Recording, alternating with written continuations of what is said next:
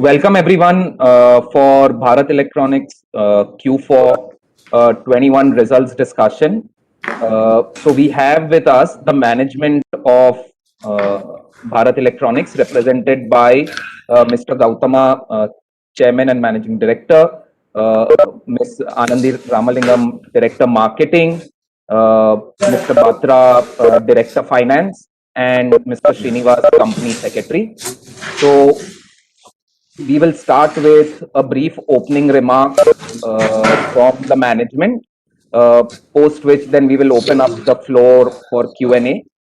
As far as the Q&A is concerned, kindly press the raise hand icon next to your name in the participant list, and my colleague Sandesh will call out your name on a first come basis, and then you can unmute yourself and ask your question. So over to the management, sir, and congratulations on a great set of numbers. Thank you. Thank you, Mr. Donash, and thanks for organizing this investor meet also. First of all, friends, we had a very tough situation with lockdowns imposed due to COVID pandemic.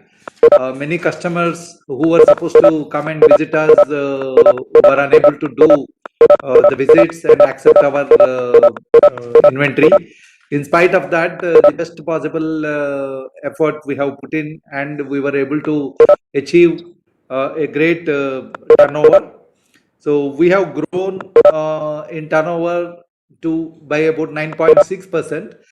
We promised you in the beginning of the year that we will have a double-digit growth, and we were very near to it. Had it been a normal situation, we might have crossed certainly the double-digit growth of 10+%. We also have given you a good guidance on EBITDA margins. So we had grown from 2,730 crores in 1920 to 3,181 crores in 2021. The growth is about 16.5%. We were giving you a guidance of something like 18 to 20. So I am sure we are able to achieve much more than that. Then profit before tax has increased from 2,479 crores in 1920 to 2,934 crores in 2021. The increase is about 18.38%. And PAT also has gone up by 15.14% for the overall year. The PBT to turnover ratio has increased from 19.66 in 1920 to 21.24% now. For the first time, we have crossed 10,000 crore net worth. Our net worth today stands at 10,807 crores. The book value of share has gone up from 40.44 rupees to 44.36 rupees. Similarly, EPS has gone up from 7.36 in rupees in 1920 to 8.48 rupees in 2021. We earlier declared two interim dividends of 1 rupee 40 paisa per share. So that is 2 rupee 80 paisa interim dividend we declared earlier. And yesterday board has recommended another 1 rupee 20 paisa final dividend. So that means for every 1 rupee face value share, the 4 rupees dividend is being paid by the company this year, subject to approval by AGM. The entire working capital is managed by our finance group very efficiently through internal accruals. We have met the inventory target. We achieved about 130 days as against 117 in previous year, but this is expected due to various reasons. You are also aware that there were many fast track procurements required by services, and these fast tracks, based on the indications given, we started getting the material at our own cost. So and hence inventory was a little higher, and I am sure that all this inventory will be liquidated in next 1 to 2 quarters. The trade receivables stands at 173 days as against the previous year's 195. We did a marvelous thing this year. We had highest ever collection of 18,000 crores thanks to efforts from our director marketing and director finance. However, we will be working again for that this year also. We have more than 6,000 crores of debt spending with various customers. The capital expenditure, in spite of COVID situation, where many of the contractors were unable to bring in labor. There was a migrant labor issue also. So, in spite of all that, we were able to achieve about 460 crores of capex. We were initially expecting nearly to 500 crores. It is not that shortfall.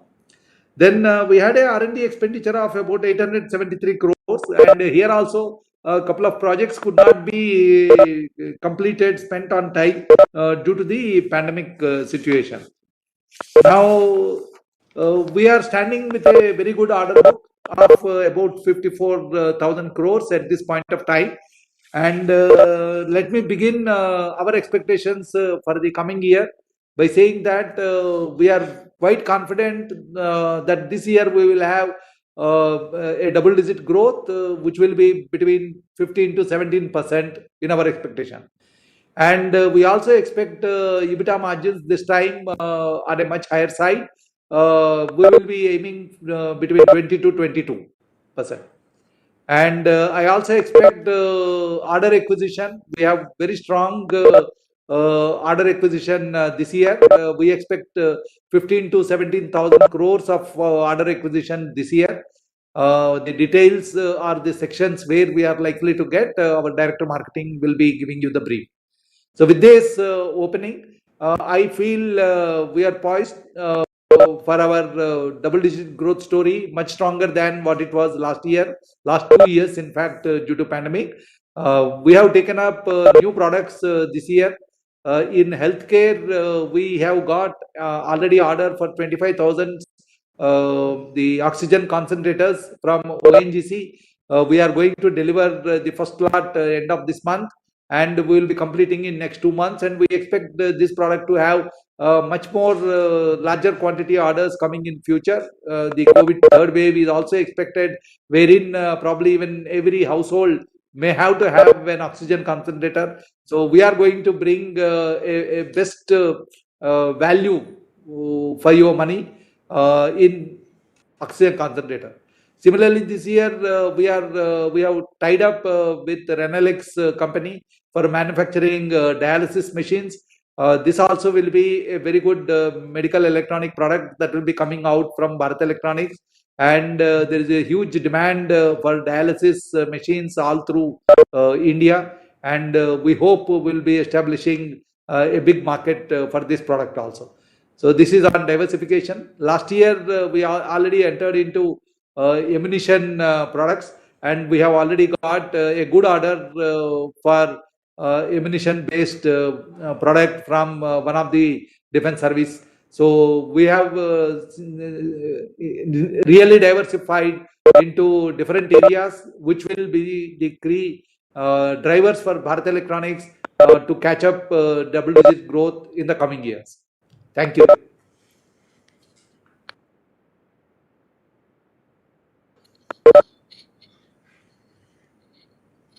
Thank you, sir, for your remarks.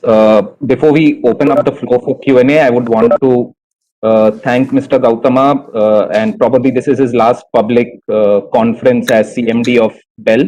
So just wanted to thank him and congratulate him on the great results that the company has shown under him over the last 5 years.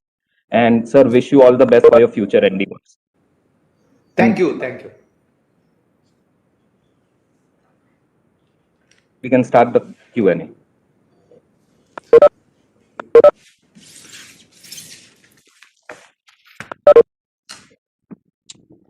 So the first question comes from Ankur Sharma. Ankur, you can unmute yourself and please ask the question. Yeah, hi sir, good morning. I hope I'm audible. Yeah, you are audible, okay. Mr. Ankur.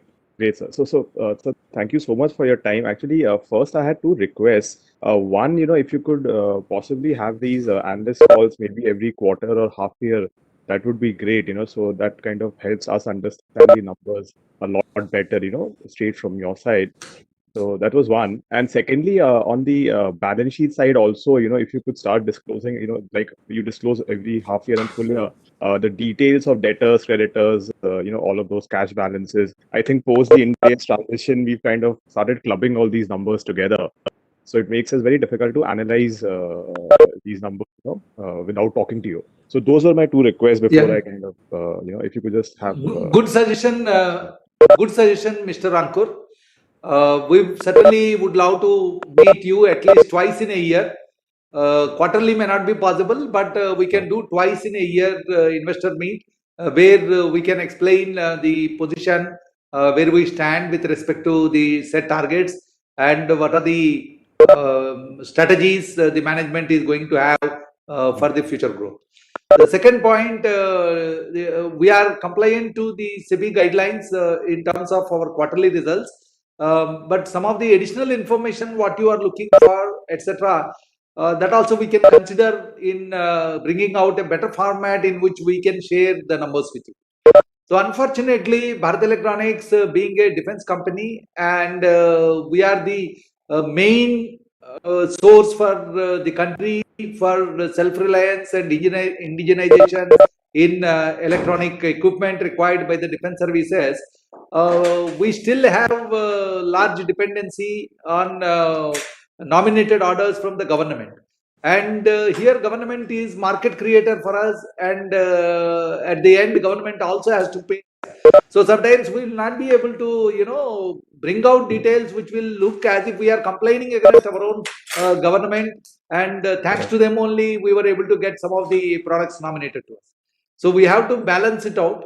So regarding disclosures, probably we should think over and then bring out a format up to which we can disclose.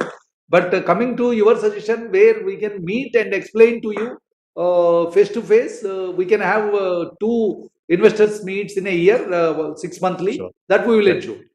Wonderful. I would just add to this. In fact, management is very conscious of continuous monitoring of this sundry debts. And as CMD told, the last year we could do collection of more than 18,000 crores, which was a sort of a record collection. And I am very happy to share with you all that consequent to that, today our cash reserves on 31st March is more than 5,000 crores, and the cash from operations has also gone very substantially. So we are continuously monitoring these, and we are very conscious of the collections and our other monitoring parameters. Great. Good to know that, sir. So thank you so much. Yeah. Well, just my first question was, when I look at your FY21 orders, close to about 14,000 crores, and similarly, your top line. I'm sorry, your orders are at 15,000. Your top line at about close to 14,000 crores. And your order book being largely flattish YOY, while you're talking of a 15-17% kind of a growth for next year. So I'm just trying to understand, and even next year, you again said maybe another 15,000 odd crores of orders. So your orders are broadly equal to your sales, but you're still talking of a double-digit growth. So is it that the execution cycle has come down substantially, which gives you that confidence? I'm just trying to understand what's driving that top line growth despite order book not growing as much. No, first and foremost, our order book, in fact, if you see last 4 years, the growth in order book is much more than the growth in the revenues. So first and foremost, so we are able to get the confidence of different customers, diversified customers, and we were able to grow in all sectors. Right. So that is the first thing. And even now, we are getting orders more than our deliveries. So there is always a backlog in order for us. So that gives a comfortable situation in planning and executing it. The second is how are we able to manage the much faster growth than what it used to be earlier. So first and foremost, we have regrouped BEL into different verticals. Earlier we were small number of strategic business units. So today we are operating 24 focused strategic business units within BEL. So that is the first key driver for the success and faster growth rate, because the manpower resources are focused and deployed for a purpose. The second is the government has brought in various schemes encouraging private participation in defense. Yeah.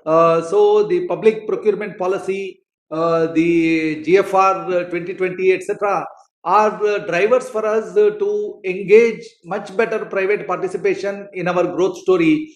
And today we are one defense PSU who has about 21,000 partnerships live and kicking. So today we are able to identify better supply chain partner, still having core value addition within the company for all the products what we are doing. So we are retaining the IP, but all other requirements we are able to outsource. So if you see our human resource cost, we were able to bring it down less than 15% for the first time. Today, in every rupee, 14.4% is our human resource expenditure. So that is one of the key driver for success and faster growth rate. We believe in the India's growth story, very widely popularized, and we are able to support the industry, and industry is able to support us back. Okay. Okay. And okay, helpful. And just a second question to Director Marketing on the expected orders, in FY22, which would be the larger orders that you are looking at? Yeah, that's all from my side. Yeah.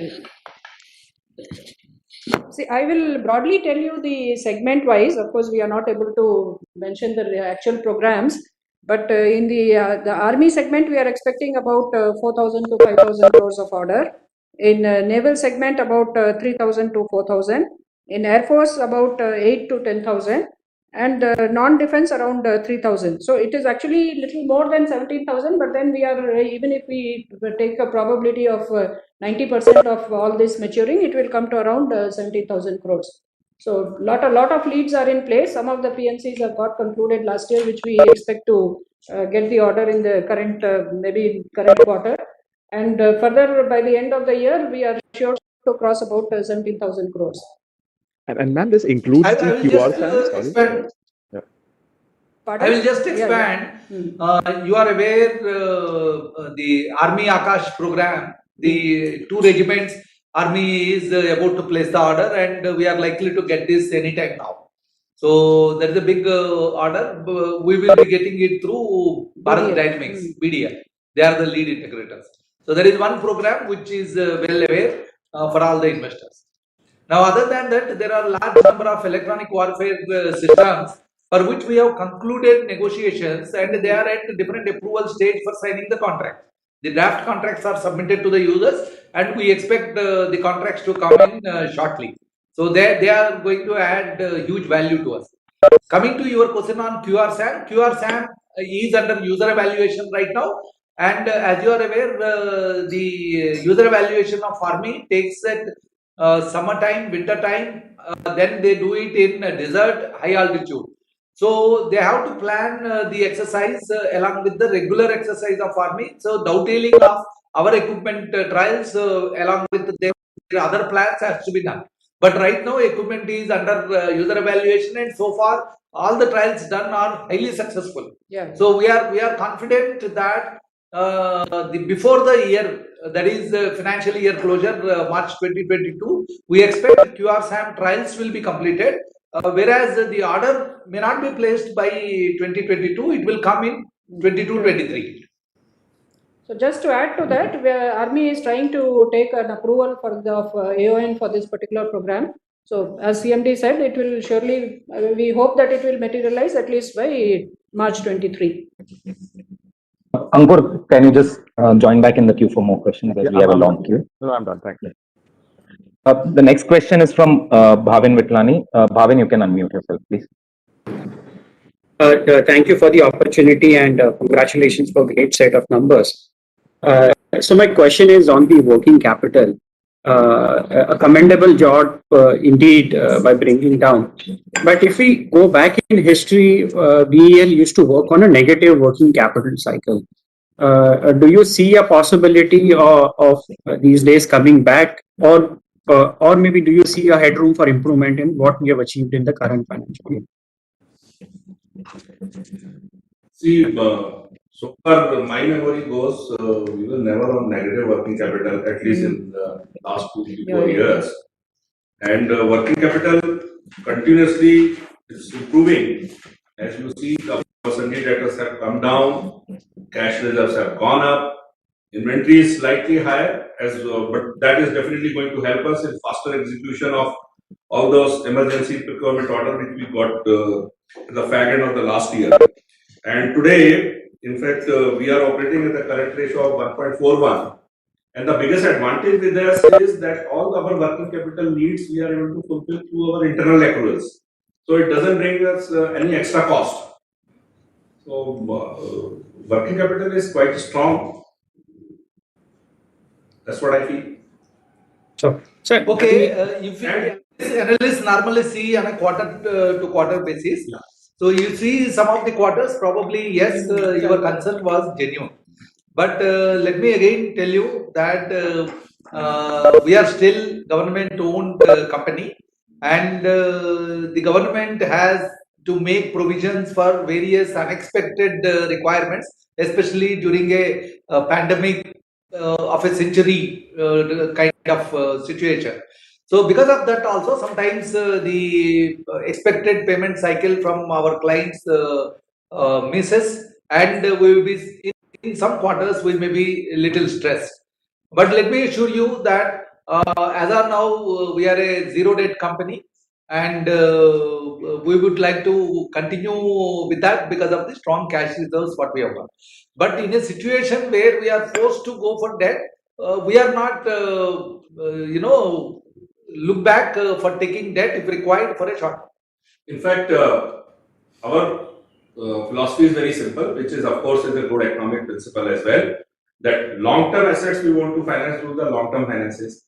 This current assets, etc., we will be fulfilling through our internal accruals, and we are highly liquid. If you see our quick ratio, that is also 1.1. And I would put across, BL cannot be evaluated from quarter to quarter. Like some very large programs, so over the year it keeps on getting the WIP and all. In the final quarter, when we come to see this final quarter, we have done almost 6,570 crores sales. So that will also put some sundry debtors on the higher side when the year is closing. But then we start collecting in the first quarter and the second quarter. So BEL is rightly evaluated if we see the complete annual performance. sure. So the second question is, globally we are seeing massive inflation in the commodities, all metals. Secondly, many companies have been talking about shortages of semiconductors and electronic parts. But we are guiding for strong double-digit growth and margin expansion. So it will be useful to understand how are we able to mitigating these strong inflationary trends and strong the supply chain bottlenecks. Should I answer? Yeah.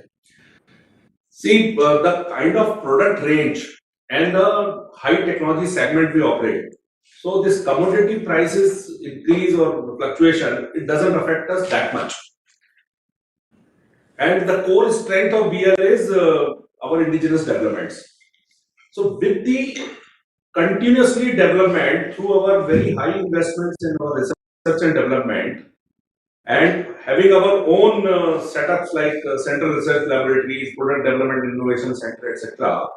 It's our endeavor that continuously we are increasing the indigenization and the material and relying less on imports. Our contribution is increasing because of those things. Sometimes what happens when we contract, that time there are many import content was there which have been considered.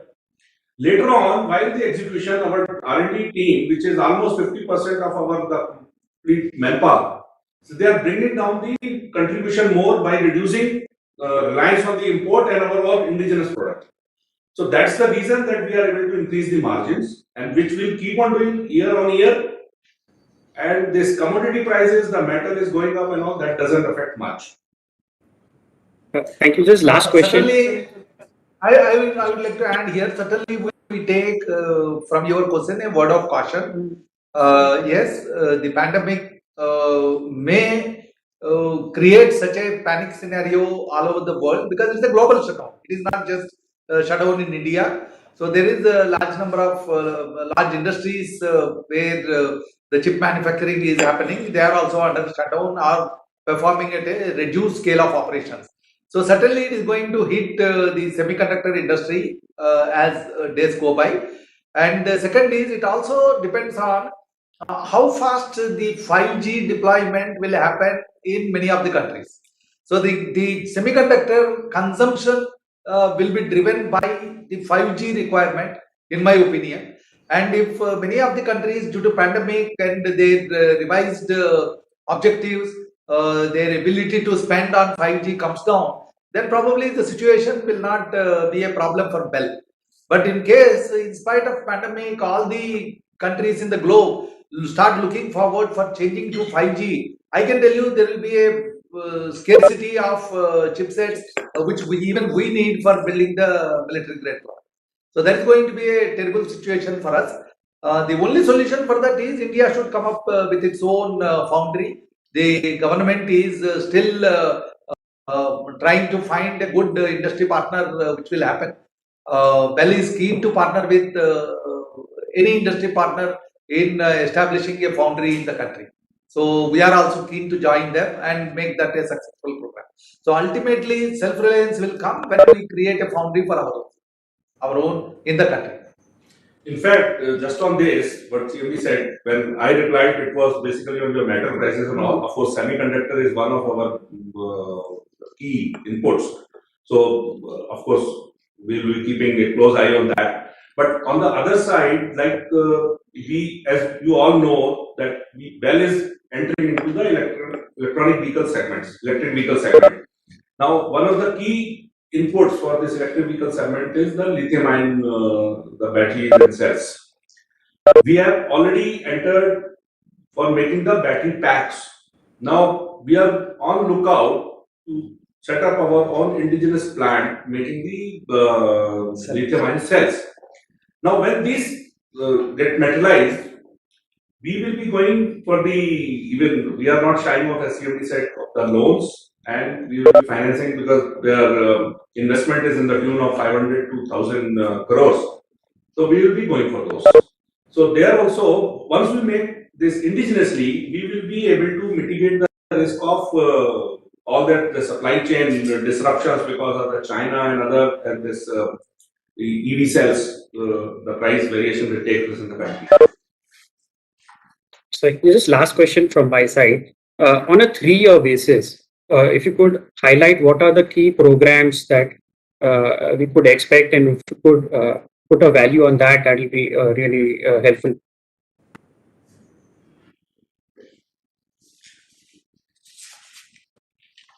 In a 3-year cycle time, if we see, we expect one of the biggest growth coming to us is from electronic warfare segment, where we expect orders to the tune of 12 to 15,000 crores to happen. And this year itself, we are expecting in a very big way for the EW segment. The second comes is weapon segment, where Akash, QRSAM, LRSAM, MRSAM programs are there. That's going to be to the tune of 25 to 30,000 crore we expect in the next 3 years. The third segment is going to be the naval equipment, consisting of surveillance radars, fire control radars, sonars, combat management system, navigation system, communication systems, and etc. For both submarines and future category of ships. And we expect anywhere between 15 to 20,000 crore worth orders coming in that particular segment. So these are the 3 major verticals which will be the major growth drivers. Then we have very strong presence in homeland security and smart city. So we have 5,000 plus crore backlog orders in that particular segment. And we have established our own complete in-house developed command control software for both homeland security as well as smart city segment. And I am sure in the coming years, this also will become a negative import list product, thereby giving us an advantage. Thereafter, the government is looking for expanding metros. So we are working on many products in metro. I am very happy to tell you that the first new line of metro, our automated fare collection gate has been approved, and we are beginning to market the product. We are nominated because we have got the complete accreditations required for selling that product. So we are qualified for that. So in metro, we have invested huge amount in the command control, communication based metro gates, etc. All these things are going to be the growth drivers for BEL. In Thank you fact, so much. Sorry, sir, please continue. what CMD explained, yeah, the main segment which is coming from the defense, but in the medium term, BL has plans to roll out various segments in the civil side, and we want to come, our turnover to come 75% from defense and the 25% from the civil segment. Incidentally, we are getting a very big order for EVM VVPAT for the 2024 election. The order expected is around 2,000 crores. Then, if all political parties agree for simultaneous polls for assembly and parliament, we expect much bigger order for supplying new EVMs and VVPAT. And we know very well that the M1 series we have delivered last time the third generation EVM. The first generation EVM is removed from the service, and it is completely condemned or destroyed by the election commission. So with that, the current shortfall is being ordered. But in case simultaneous polls have to be held, we expect a very big order coming from election commission. Thank you so much for taking my question. Best wishes. So we have the next question from Renu Bed. Renu, you can unmute yourself and please ask your question. Yeah. Hi, good morning, gentlemen, and congratulations for strong results. My first question is, can we have some update in terms of execution of the large projects, specifically LRSAM as well as Akash missiles? LRSAM, it's been almost 18 months. So where are we in terms of execution? And do we see any headwinds in terms of supply chain coming in from Israel for this project? And similar for Akash missiles as well. Yeah. First is, I'm very happy to tell you, in spite of COVID situation, the first deliveries of Akash missile happened before March. So the 7th squadron order, what we have taken, we started executing it, and the revenue recognition happened for the first squadron out of that. And I'm very confident that this year we are planning to do at least 2 squadrons minimum, and we are aiming to do 3 squadrons. So this is going to be the faster delivery schedule for Akash, what we are able to establish. Coming to LRSAM, we have a good amount of deliveries done in LRSAM. The project is a continuous indigenization program. So every shipset will have certain equipment indigenously produced and delivered, apart from the import content. So last year we were able to deliver material on time as on today, and we expect this year the indigenization is going to be much higher than what it was last year. So typically we will be touching 45% towards 45% of indigenization in the deliveries of this year. Totally, we might have 2,500. We have totally both years both put together in the 13,818 crores of revenues. Both put together, we had about 2,000 crores of revenue coming from these 2 programs. Sure. And the same will be So deliveries are on schedule. Deliveries are on schedule in spite of the COVID pandemic, transport issues between our collaborator in Israel and India. In spite of that, we were able to manage well. We found mitigation techniques in getting the material on time and delivering it, finishing the product to the required specification and delivering it. In fact, the Bell biggest success demonstration of capability has been how we have taken, despite all the disruptions of COVID, we have continuously grown. And the testimonial to this was when we got a 30,000 ventilator order at the peak of the COVID of first wave. And within 5 to 6 months, not only we established all supply logistics and delivered 30,000 ventilators we delivered. So that has proven and shown to the country the capability of BL in execution. Sure. So my second question is, can we elaborate a bit more on the services performance in FY21? How was it in terms of YOY growth and percentage of sales? And also in terms of the export outlook, how was the performance in FY21? And given that there has been significant thrust on increasing exports where Bell has been working for various international projects, how do we see that segment of the business growing? Yeah, I will request Director Marketing, Madam Anandi, to respond. But before that, I would like to put one thing. This is a good opportunity for me to share my thoughts. A lot of negativity is written about our exports to Myanmar. So we got in 2017, we started working for coastal surveillance system in Myanmar. This is for protecting the Indian Ocean from various threats, and it is a very defensive system. So the coastal surveillance system consists of radar as a sensor, electro-optic camera as a sensor, and marine band communication equipment to caution any vessel that is encroaching into the waters of a particular country. So it is only a defensive system. It doesn't have any weaponry associated with it. Recently, a couple of reports have come or articles have come saying that somebody like Justice for Myanmar, etc., saying that Bell should not do export. So these are all negative sentiments that are being told. Second is our system is configured with an open architecture. So this is a unique intellectual property of Bell. We developed it over time, and our system doesn't depend on any export license controlled equipment going into it.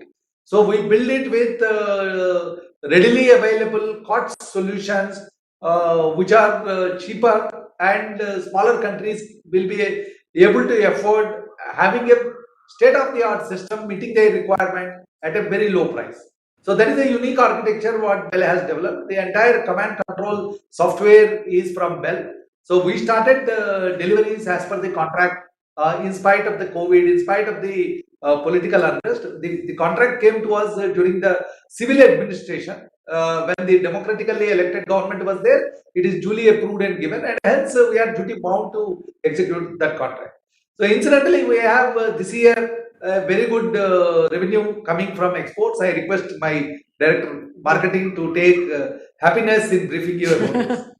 So last year, of course, we did around $51.81 million of export. And this year we are targeting about not less than $60 million US. And as you are aware, we have opened many of our overseas marketing offices, and these have all started giving results.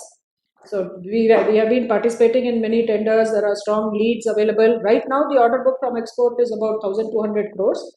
But we are expecting another 100 million to get added by the end of this financial year. And we hope that exports will also grow in the same range of 15 to 20% on a year-on-year basis. But as CMD was telling, of course, there are, all this is subject to getting approvals from the government, because most of them are defense equipment. So whenever we ask for some approvals, they normally ask us to dilute some specifications, which again takes a little bit of time for us to ensure that is done, and then the approvals taken on time. So the orders have started flowing in, but I'm sure from now onwards there will be no look back, and we'll be able to do substantially well. Hope that answers your question, Renu. Yeah, and ma'am, on services also, how was the performance of services? Yeah, services, I think we have crossed 10% last year. 10% was the contribution by services last year. Yeah.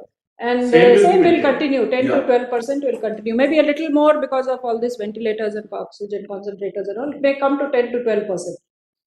Sure. Thank you so much. And I have a couple of questions, but I'll get back in the queue. Thank you, everyone, and all the best. Sure, Thank sure, sure. Thank you.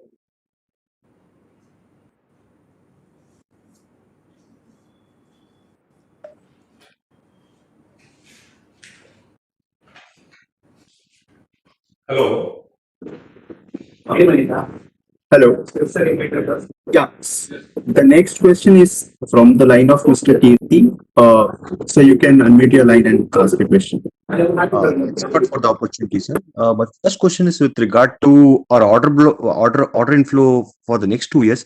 So over a block of 2 years, given that QRSAM opportunity will also start to come in, can we expect that in next 2 years, the block of 2 years, a 50,000 crores kind of order flow? Do we expect that?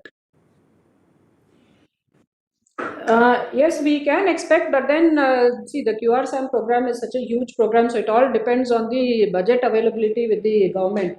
What the government, the army is trying to take the necessary approvals, but we really don't know whether they will place the order on one go. So they are now targeting 4 regiments. They may do it regiment by regiment. So we are still holding on to a little conservative figure that this year it will be around 17,000 and next year maybe around 20,000. So let us see. It all depends on the budget which they get, and then maybe we will have a better picture. And I would just add to it, as we are in the time which is quite fluid. So depending on how the economy recovers, Correct. so this what Director Marketing told, around 37,000 crores, it can only be better. Yeah. True, true. That's why I said it's a conservative figure. Yes. Yes.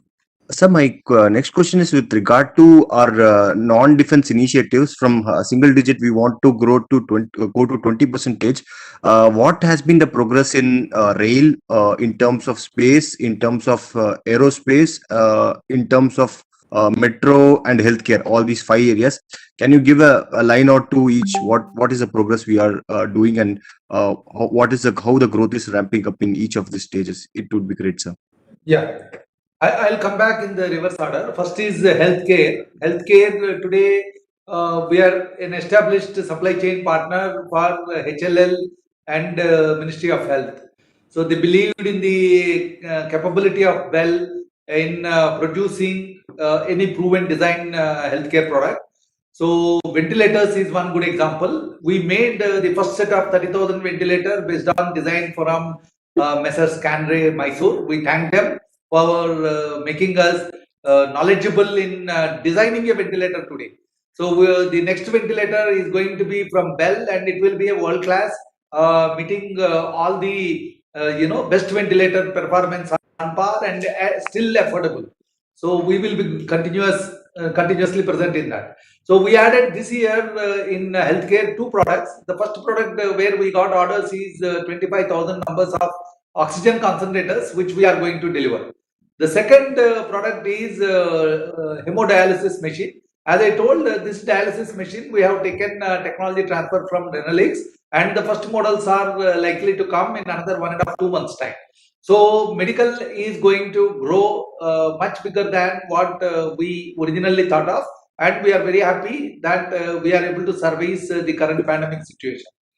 The second is coming to metro. We have signed MOU with Delhi Metro Corporation, and we are now a design and development partner to them. So there are various projects which are jointly funded by both Delhi Metro and BEL. BEL board has given approval, based on which we are going to release for all future metros complete indigenous equipment and products.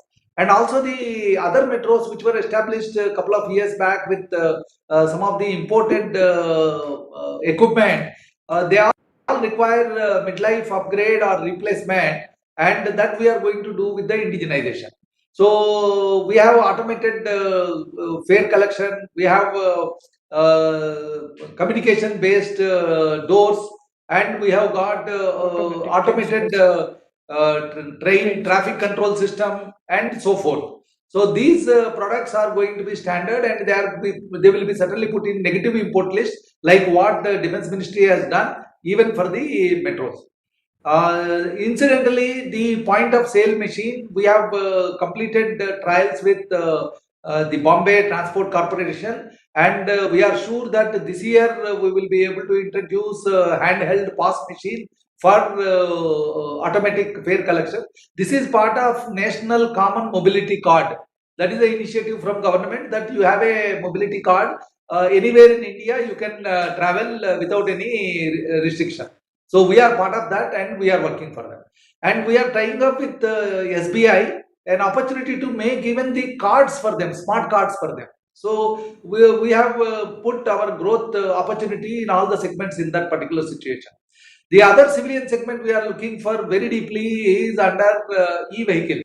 So we have signed MOU with HPCL, and this year we couple of HPCL outlets we are going to have our own electric chargers being rolled out. Similarly, we are working with the e-vehicle manufacturers for introducing the batteries for the e-vehicles. And towards that, we started understanding the manufacturing of cells also, lithium cells. And we have already approved putting up of a pilot plant for manufacturing lithium cells with the indigenous technology available within the country.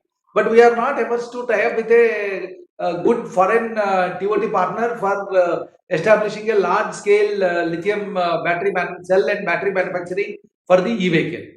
The next comes space segment.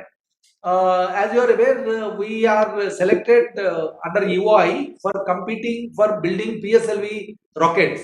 So we are yet to submit the tender. We have got time to submit the tender. We are participating in the tender along with Adani and BEML, our sister PSU. So we have acquired 30 acres of land in Devanhalli Aerospace Park, and we are eyeing for taking up in a big way, assisting ISRO in both manufacturing satellite launch vehicles as well as satellites. So as on today, we have got contract from ISRO for building 4 satellites. 2 are completed. Third one is under progress, and I am sure that this year we will be completing both third and fourth one. Then coming to aerospace, we are already working very closely with HAL. Many of their products like helicopters come out with a couple of sensors coming from Bell. For example, the electro-optic sensor is a nominated project to Bell, and HAL funded us to establish a dedicated production line for them to give electro-optic sensors on board their helicopters. We are working with HAL on LCA project. The digital fly-by-wire computer is being manufactured by us and delivered. The air data computers are manufactured and delivered by us, and apart from other avionics. We are also now establishing a composite manufacturing facility in one of our plant in Navi Mumbai, wherein we have offered to work closely with National Aeronautics Laboratory for manufacturing some more composite parts which are critical for the LCA program. So we are going to have much bigger growth in terms of aerospace supply.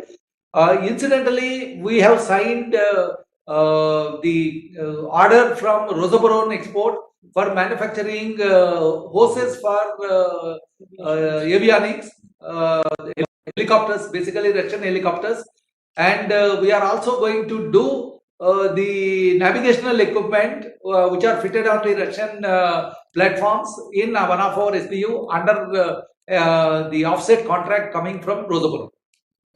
So these are the major, you are aware that we are there in Homeland Security and Smart City. Today we have completed more than 8 smart cities. They have gone live. They are in, shortly they are going to be handed over to the civilian administration for complete maintenance and day-to-day use. All these smart cities command control centers have been converted into COVID command control centers during the pandemic, and they have come very good use to the local administration. So we are also coming up with a different marketing strategy in smart city business, which we are in negotiation or discussion with Secretary Moa, and God willing, we will be expanding into smart cities in a much bigger way than what we were earlier. Yeah, just to add to what CMD said, see, our focus on civilian market is so high that we have just nominated a general manager, civilian market, who sits in Delhi. And apart from whatever CMD said, we are also working very closely with Airport Authority to ensure that we are able to supply indigenous radars and other systems which they are currently importing. We are trying to put them all in the negative list so that whatever we manufacture gets fitted in all these new upcoming airports of India. And as CMD said, Homeland Security is again a lot of business is still increasing day by day. We recently got a letter of intent from ONGC for the Mumbai High perimeter security system with around 500 crores, and of course CCTV of Delhi Police also we are likely to conclude shortly. So we are confident that in the next 2 to 3 years, we'll be able to reach the target of 25% of our turnover coming from civilian business. Last Kirti, can you please, sorry, Yeah. Kirti, in interest of time, can you? Thanks a Yeah. lot. Yeah. Next question we have from Sanjay Doshi. Sanjay, you can unmute your line, please.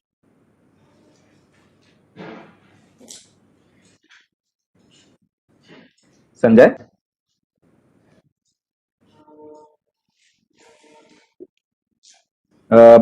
Since there's no response, maybe we'll move on to the next question. So the next question is from Sandeep Tulsian. Sandeep, please unmute yourself.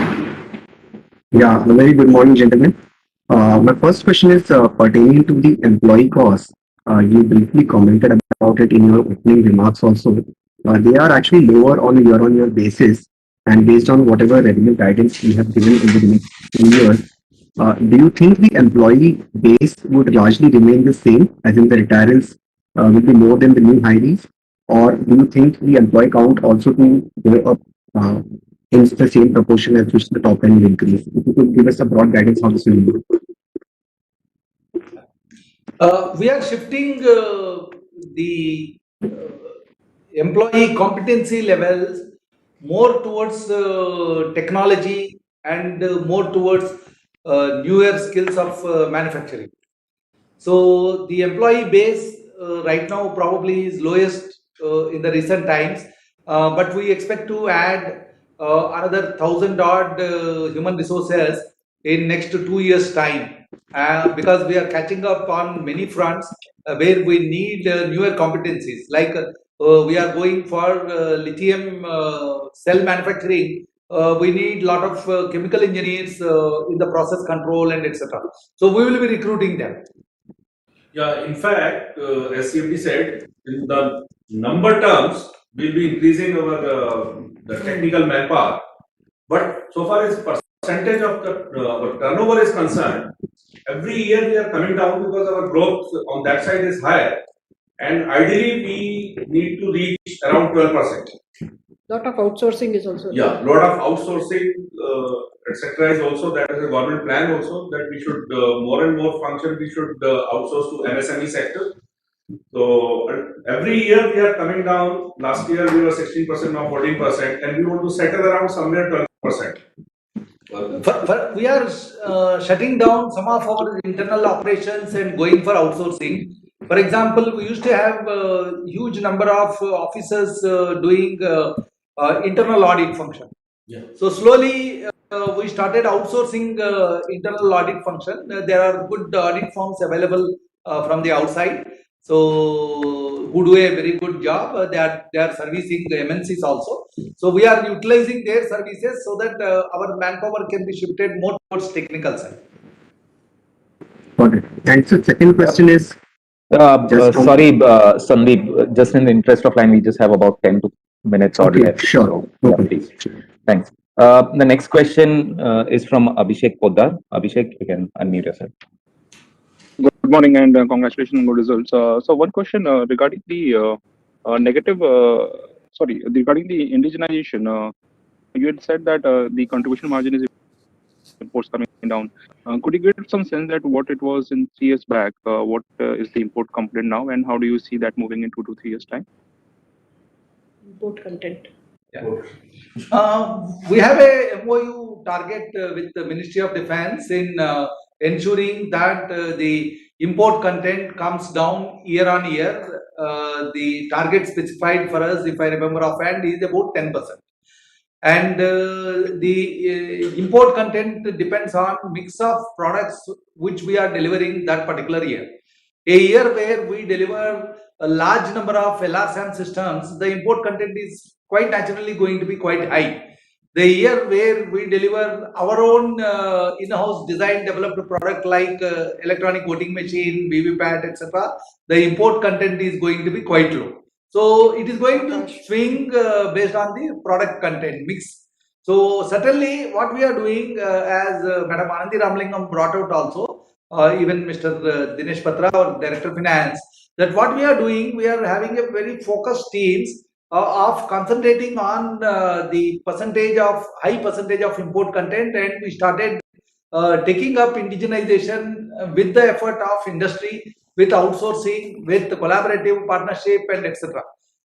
Even with academia partnership. So with this, we are able to indigenize many products. Suppose we established, say, particular sensor network for a user using a foreign part, but the next order or expansion order, we are ensuring that the sensors are from well made, so that the import content comes down drastically. So I'm sure our target is typically around 10%. We need to cut down on import content year on year, and we are very near to that. In fact, I would like to add, the country ecosystem is also supporting it. As you know, that the Ministry of Defence has come out with the two, whether it's a positive indigenization or negative import list. And the GFR 2020 it also says that less than 200 crores you cannot import, and or if it is very the compulsion is there, you have to take the permission. So the whole ecosystem, whatever is being imported now, people are being given, entrepreneurs are being given opportunity to develop those indigenously. So our supply partner also, now they have a market that less than 200 crore you cannot import. So with all these government support and ecosystem being built up in the country, this by default this will keep on coming down. In fact, we are very happy that the Ministry of Defence went ahead in declaring negative import list. That gives more confidence for industries like Bell and our partners to invest money in continuous research in the products which are listed in that negative import list. So today we are freely spending or investing money for futuristic systems coming out in those segments, which are going to be completely self-reliant and indigenous. Thank you, sir. Before we move on to the next question, there are a few questions on the chat. First question is, why is the tax rate at 30% despite, the overall tax rates in the country have come down to 25%? And the second question is, out of the R&D that we've spent in the last 4 or 5 years, what are the major projects or technologies that we've been able to localize, and how is that going to play out in terms of growth for us going forward? And what are our targets for R&D spends over the next 3 to 4 years? Similarly, on CapEx, what are our CapEx targets for the next 3 to 4 years? Answer the first tax rate. I will answer on the tax rate, then CMD will brief you on what all we indigenized. See, this year we migrated to the new tax regime, where with all cess and all, the tax rate is some 25.64%. But as we were carrying a lot of deferred tax assets, that was the condition, those were to be reinstituted at the rate of 25.64, which previously deferred tax assets were at 34% or something like that. Now it was, after a lot of analysis and all, we took a conscious decision to migrate on this. So this year our effective tax rate has been 29.62. But next year it will come down. It will to around 26% or so. So that's the reason why the tax rate is 25.64, our effective tax rate is 29.62. And I will ask ED Finance if you further contribute. Another change that has come in income tax law is that earlier they used to give us 150% benefit for R&D expenses. Yes. Which is now reduced to 100%. So these things have an impact for this year, but next year the change will be apparent. in reduction in the rates? That is on the tax side. Now CMD sir. Coming to our thrust on R&D, the board reiterated even yesterday during the discussions that board gives good emphasis on reinvesting in R&D and ensuring that we develop more in-house and indigenous products for the both services and for civilian segment. So our commitment is 10% of our revenues to be put back into investment in R&D. However, this year it is lower. I think it is little less than 7% or so. We are confident that the new programs what we have initiated in R&D will overtake in the coming years. Again, our investments levels will be going. So some of the investments we have made in R&D today, we are very happy that we are able to make tanks having full night vision capability. Today, we have whole range of products which are export worthy, which we are now supplying to the Indian forces. This is outcome of the in-house R&D as well as R&D with investment of R&D with DRDO. So today, all tanks which are being used by the Indian Army, the commander sites, the gunner sites, the navigation equipment, and EVO-based fire control systems are all completely indigenized. It's a great achievement for us. And something like coastal surveillance, the EVO sensors are completely indigenous now. Then, as I told, in homeland security and smart city, the entire command control system is out of Bell's own architecture, Bell's own intellectual property right.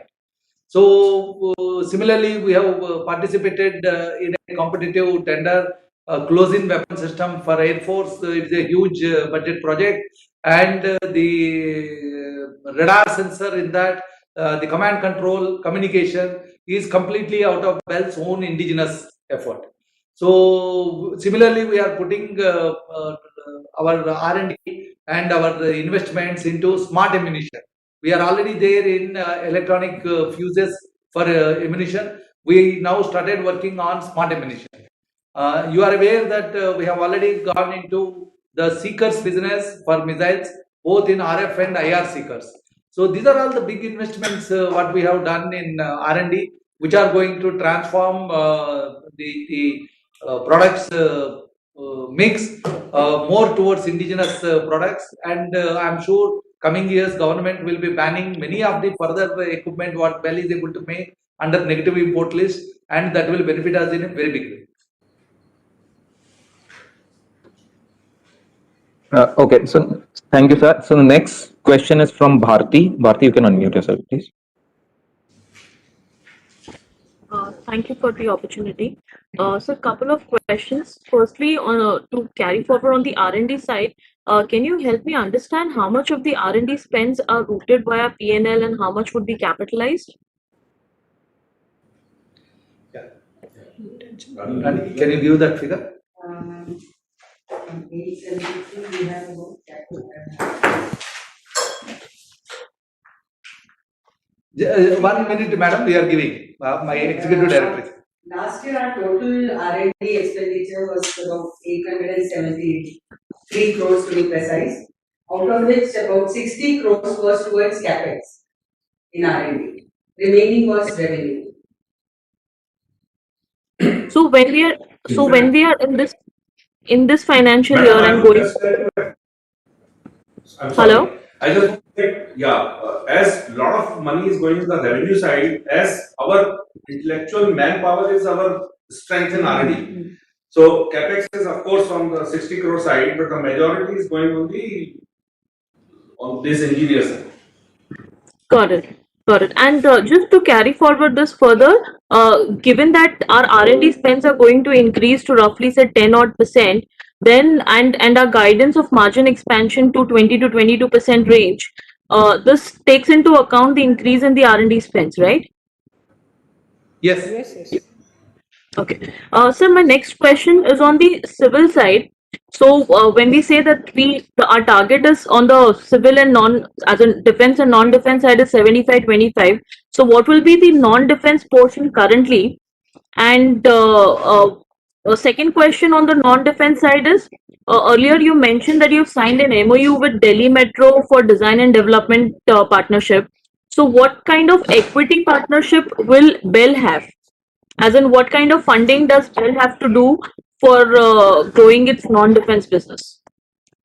Yeah, I will explain to you the MOU with Delhi Metro. There we are developing products for the future metros which are going to be established in the country. The intellectual property is going to be shared.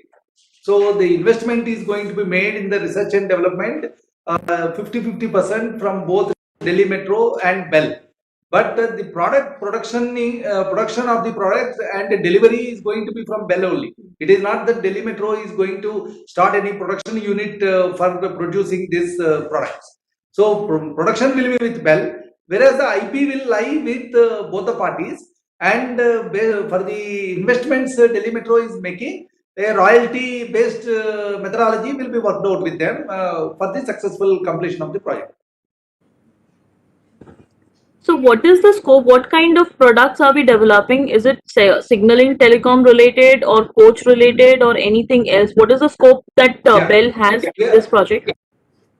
Yeah, we are developing signaling telecom related, traffic management, as well as on the platform, the doors which open when the metro comes and when the metro leaves. So these paraphernalia is being developed jointly with the Delhi Metro. Madam, just to add, as a very small fraction of this business, already which we are supplying to many metros is the XBIS. Yeah. That is X-ray baggage inspection systems. We have supplied to Kochi Metro, Nagpur Metro, Pune Metro, and many which are new metros coming. So in all the segments of the metro, like this telecom-based signaling system or automatic fare collection system, the door closing system, BEL is now entering the I would say with the bang in the years to come. Yeah.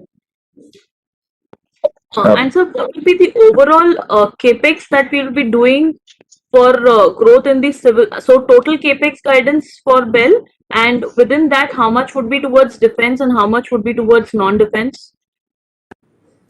Madam, at the moment, it's very difficult to tell you in the very clear terms. Like as I told, now we are looking for a suitable partner for putting up the lithium-ion cell manufacturing.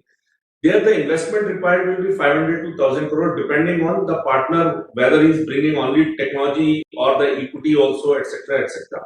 So, at the moment we are debt free. 10,000 crores is our network. So we have an immense leveraging power. Only depending on once we finalize the contract. So all this lithium-ion will be in the non-defense side.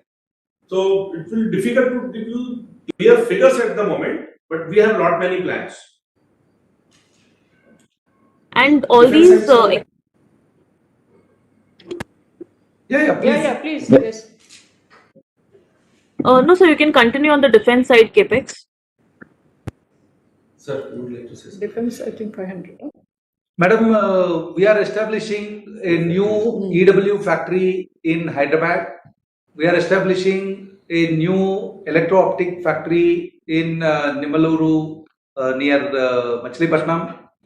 We are establishing for electronic fuses, ammunition-based products, and e-vehicle battery segment in Nagpur. Then we are constructing a factory in Anantapur. So 4 factories, new factories are under expansion plan of BEL today, and each one of them have got a capex outlay of about 200 crores. So it is about 800 crores, and this money could not be spent in the previous year for lack of the labor force in these factories, while the contractor could not retain the migrant labor. So now after the vaccination, the people are started coming back, and we expect in next 12 to 18 months time, these factories will get completed, and they are going to add to the new product lines. In fact, what CMD said, these are all our the thing where we are building up from the scratch. But we have leased the Tamil Nadu explosives, where we are already starting in this year our the projects we have got in the ammunition segment. So this 800 Thank you, sir. crore will be Bharti? spent over, just last part, Jonas. This 800 crore would be spent over two financial years, or should be done within this financial year itself? It will be two financial years.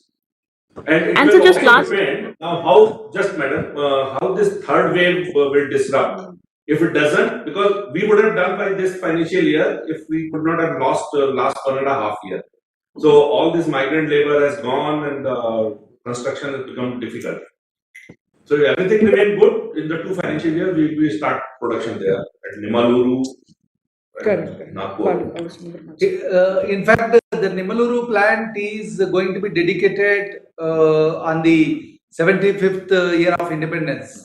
This August, yes. So we are looking for dedicating that plant, commemorating the 75 years of independence.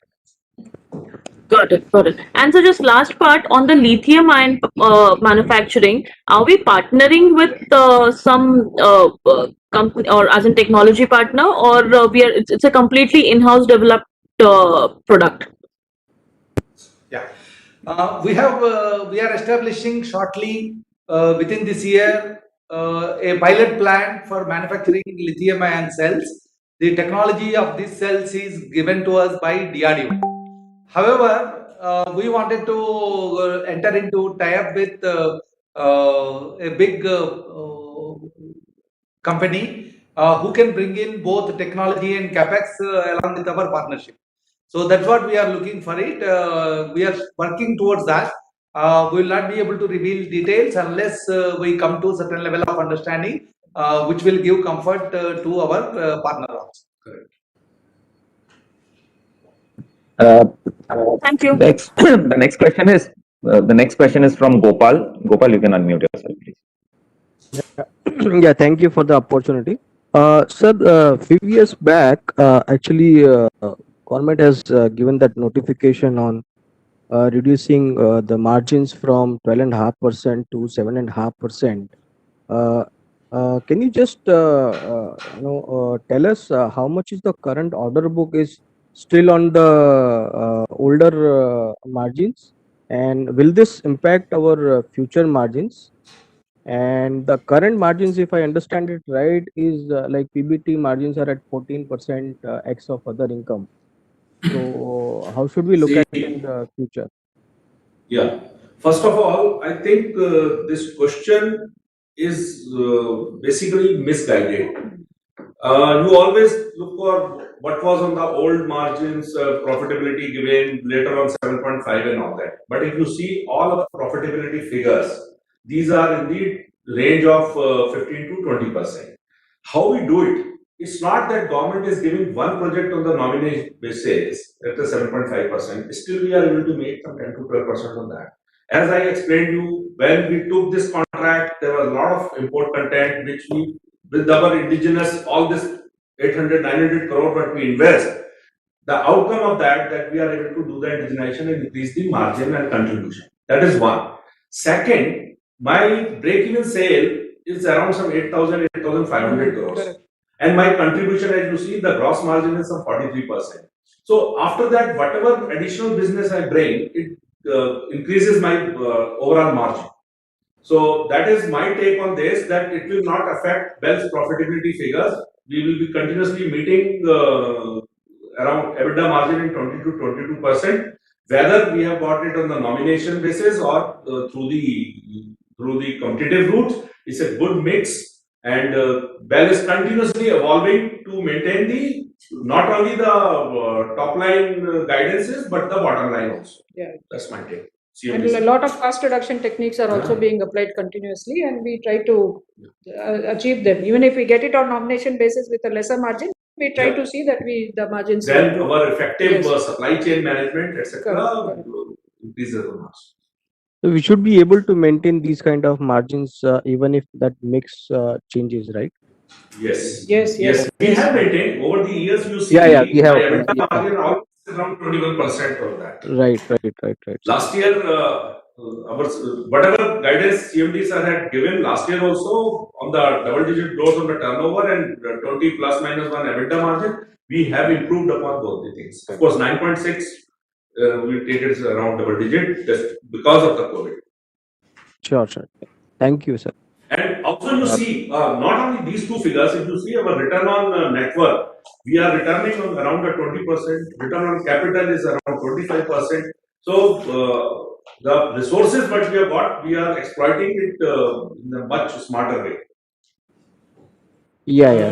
I think So just last one question from my side, sir. So this is to the to DF. Sir, in the current year in FY21, we've seen a huge increase in current, other current assets and an increase in other current liabilities. So just wanted to understand in that increase of almost 3,000 crores in the current assets, how much of this is contract assets and how much of this is due to advances to vendors? Because I assume that you are executing LRSAM, which requires a lot of advances to vendors. So if you can give us a broad rough cut breakup of increase in contract assets, that will be great. And the other is on the liability side, the customer advances, because our order inflows were quite decent this year. Is that increase primarily completely attributable to customer advance?